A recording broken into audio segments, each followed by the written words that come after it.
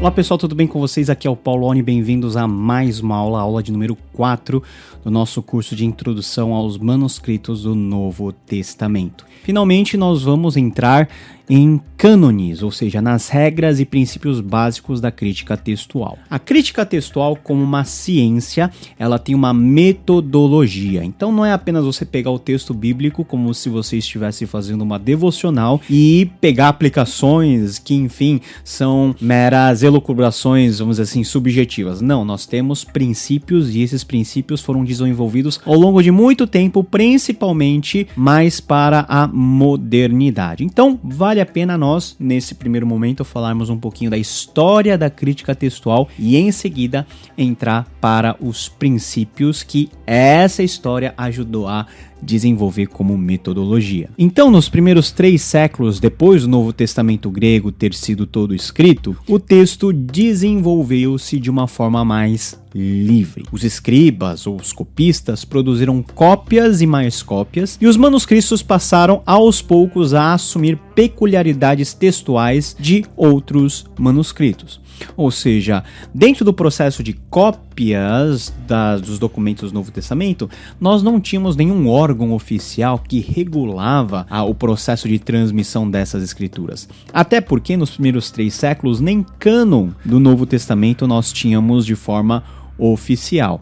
Então a igreja como um todo era mais diluída nas comunidades que formavam a igreja no contexto do mundo mediterrâneo, e os escribas e copistas faziam o seu trabalho dentro da sua região, de acordo com as peculiaridades da igreja local, para difundir esse material, para difundir os escritos do Novo Testamento de forma individual, alguns livros de forma separada, e depois, quanto mais o tempo foi passando, os blocos que receberam uma aceitação mais universal das igrejas, o que depois, no século V, vai culminar numa forma canônica, numa forma de unidade. Por exemplo, alguns manuscritos que contêm Mateus 6,13 passaram a incluir a doxologia final, enquanto que outros não. Na verdade, quando nós lemos o texto da oração dominical nas formas mais antigas e nos manuscritos mais antigos, nós não temos a doxologia final, que está em parênteses ou até em notas de rodapé nas nossas bíblias atuais.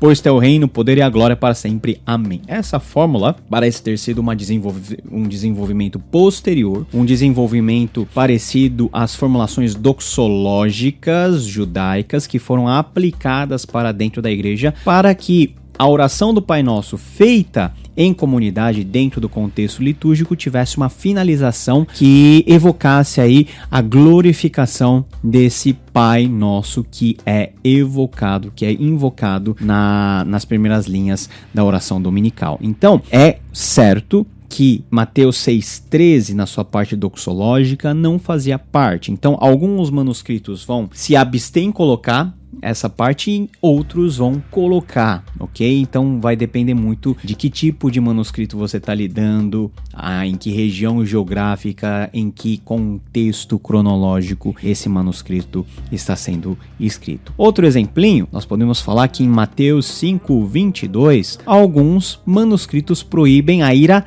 sem causa, enquanto outros proíbem de forma total. Ou seja, existem alguns manuscritos que colocam essa frase sem causa e outros não. Também, enquanto alguns manuscritos têm a frase em Éfeso, lá em Éfeso 1:1, outros não têm. Alguns manuscritos em João 1:16 leem único filho e outros leem único Deus. Então nós temos variadas formas de leitura que se desenvolveu dentro desses séculos, 3 séculos iniciais, onde não havia um controle, uma uniformidade. Então eventuais variações certamente podiam acontecer e nós podemos ter uma certeza, vamos dizer assim, de qual é a leitura mais original e de qual que é a leitura mais, vamos dizer assim, alterada. Aquilo que vem antes, aquilo que é mais antigo, aquilo que está mais bem atestado, geralmente leva na indicação de qual escolha nós devemos fazer, e isso já vai estabelecendo algumas regras para nós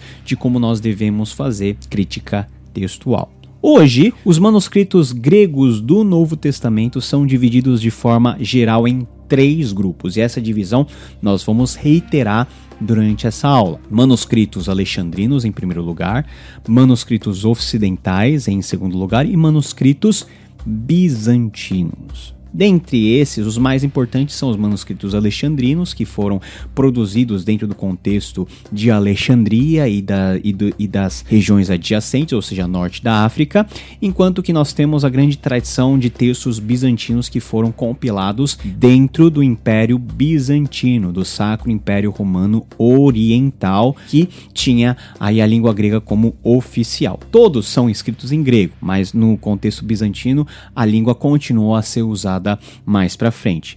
A classificação nessas famílias é devido à similaridade que as unem e em contraste a outros manuscritos dentro de uma variedade de variantes. Então, nós temos agrupados esses 3 grupos, também chamados de 3 famílias, conforme a uniformidade de como elas trabalham com as variantes e também conforme a produção, ou seja, quando que foi produzido e onde foi produzido. Após o reconhecimento canônico final da Igreja, em meados do século V, essa liberdade dos escritas dos copistas diminuiu. E isso leva à conclusão que a maioria das variantes surgiu antes desse período, nos primeiros 3 séculos. E efetivamente isso é um dado verificável, porque nos primeiros 3 séculos até o estabelecimento, vamos dizer assim, mais ou menos institucional da Igreja e do reconhecimento final do cânon do Novo Testamento, há muito mais quantidades de variantes e variantes que podem ser problemáticas em termos aí teológicos. Caiu de paraquedas aqui no canal,